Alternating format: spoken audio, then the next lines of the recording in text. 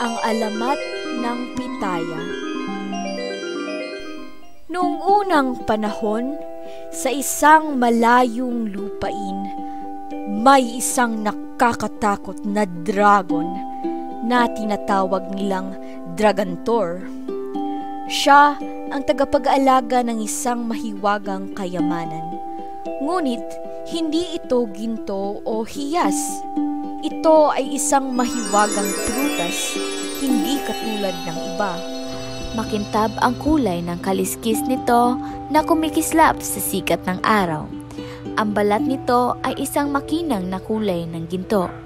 Ngunit ang tunay na nagpahanga sa bungang ito ay ang kapangyarihan nitong gamutin ang anumang sakit. Si Dragantor ay isang mabait na nilalang. Sa kabila ng kaniyang nakakatakot na hitsura, ang kaniyang mga pakpak ay maringal at ang kaniyang ungol ay maririnig sa buong lupain na ginagamit lamang niya upang protektahan ang mahiwagang prutas mula sa mga taong nais na gamitin ang kapangyarihan nito sa masamang bagay. Sa kaharian ng Aragon ay pinamumunuan ito ng isang hari na nagngangalang Haring Henry at ang kanyang pinakamamahal na asawang reyna na si Reyna Isabela. Pinamumunuan nila ang kanilang kaharian ng maayos at may pagkakaisa. Ngunit sa kabila ng lahat ay si Reyna Isabela ay nagkasakit ng malubha. O mahal ko, pasensya kung ako'y nagkasakit.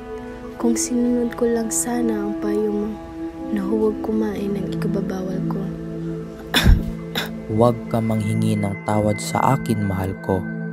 Ikaw ay gagaling. Kawal, tawagin mo ang ating mensahero at papuntahin mo dito sa aking silid sapagkat ay may iuutos ako sa kanya. Ito'y masusunod, Haring Henry. Magandang araw, kamahalan. Pinapatawag niyo raw ako. Oo. Gusto kong magpunta ka sa bayan at dun ay gumawa ka ng anunsyo na pinapatawag ko ang lahat ng mga manggagamot. Nagpunta ang lahat ng mga manggagamot sa kaharian, ngunit wala sa kanila ang magawang makapagpagaling sa reyna. Pasensya na kayo, mahal kong hari, ngunit ikinalulungkot kong sabihin na hindi ko pa magawang pagalingin. Ginawa ko na po ang lahat ng makakaya ko, ngunit hindi epektibo ang mga gamot na dala ko. Patawad, mahal ko. Ni isa sa mga manggagamot na pumunta dito ay nakapagaling sa iyo. Mahal ko, huwag kang paghinaan ng loob. Magpahinga ka na. Alam kong isang araw may pupuntang manggagamot dito sa palasyo na makapagpagaling sa akin. Gagawin ni Haring Henry ang lahat upang gumaling lang ang kanyang pinakamamahal na asawa. Sa pinakamalalim na sulok ng kaharian ay may isang misteryosong ermitanyo na lumapit sa kaharian at humingi ng pabor na makita ang hari. Magandang umaga, Haring Henry. May isang pulubi na nagpupumilit na pumasok sa palasyo. Ang sabi niya ay alam niya kung paano pagalingin ang mahal na reyna. Papasokin mo siya. Agad na pinapasok nila ang pulubi sa palasyo at hinarap kay Haring Henry. Siya ay naging determinado na makuha ang mahiwagang prutas na ito para sa Reyna Isabela dahil sa paniniwalang makapagpagaling ito. Magandang araw, kamahalan. Andito po ako dahil alam ko kung paano gagaling ang iyong pinakamamahal na reyna sa kanyang sakit na kinikimkim. Paano? At saan ko ito makikita? May isang bundok na tinatawag na Bundok Yesa. Doon ay mayroong tumutubo na mahiwagang prutas na makakapagpagaling sa iyong asawa. Sa isang kagat lang ay makakapagpagaling ito ng anumang sakit. Sasama ka sa amin. Mga kawal, tayo na. At maglakbay tayo patungong Bundok Yesa. Sa kanilang paglalakbay, naranasan nila ang dugot pawis para lang sa reyna. Hanggang sa nakita na nila ang kuweba ng mahiwagang prutas. Pahimik-himik lumapit ang mga kawal sapagkat biglang umulap ang kuweba. Mahal na hari, iyan na!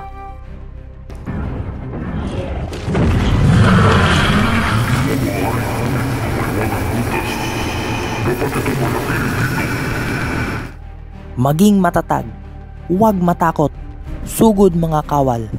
Sumugod ang mga kawal at unti-unting nanghina si Draco at tuluyang nawala ng malay, dala ng maraming sugat.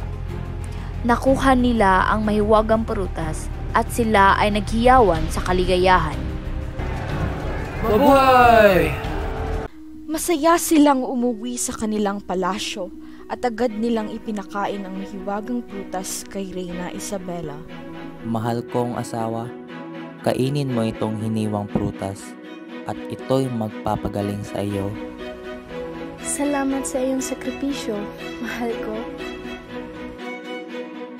Agad kinain ni Reyna Isabela ang hiniwang prutas, ngunit biglang namula at kuminang ang kanyang kutis.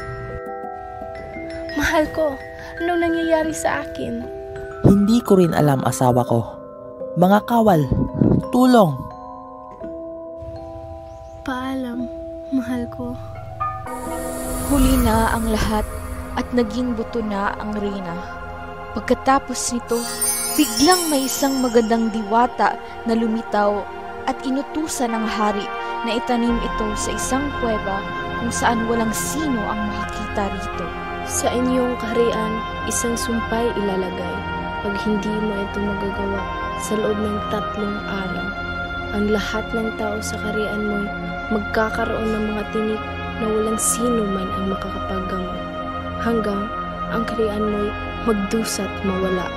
Ito ang parusa mo sa pagnanakaw sa mahiwagang prutas at ang pagpatay ng tagapagprotekta nito. Pumanaw ang kanyang asawa dahil sa sarili niyang kasakiman. Alam niya na nararapat na hindi magdurusa ang kanyang kaharian dahil sa kanya. Ang kautusan ng diwata ay agad na sinunod ng hari. O mahal na Reyna, anong magagawa ko? Hindi ko na maaari pang balikan ng oras. Dahil sa hiling kong mas maging matagal ang pagsasama natin, napahamak ko ang ating kaharian. Dumaan ang maraming taon ay pumanaw na rin ang hari. Tumubo ang isang magandang punuan at nagbunga ng mga prutas. May mga taong nakakita ng mga bungong ito, ngunit hindi na nito sinumpaan ng diwata. Sa paglipas ng panahon, ay umabot ang prutas na ito sa buong mundo. Ito ay pinangalang pitaya o kung tawagin sa Ingles ay dragon fruit dahil sa kanyang balat na kahugis ng kaliskis ng isang dragon.